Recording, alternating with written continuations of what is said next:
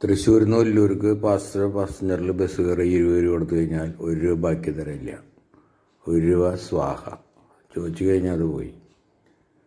അങ്കമാലിയിൽ നിന്ന് തൃശ്ശൂർക്ക് ബസ് കയറി 100 രൂപ കൊടുത്തു കഴിഞ്ഞാൽ 1 രൂപ ബാലൻസ് ഉണ്ടോ എന്ന് ചോദിക്കും. ഇല്ലെങ്കിൽ 35 രൂപ ബാക്കി തരും. ബാക്കി 2 രൂപ തരും. പിന്നില്ല, ബാലൻസ് ഇല്ല അവരുടെ കയ്യിൽ. വെട്ടിച്ചിറയിൽ നിന്ന് തൃശ്ശൂർക്ക് ബസ് കയറി 100 രൂപ കൊടുത്തു, 10 രൂപ ബാക്കി വന്നു. 1 രൂപ സ്വാഹ.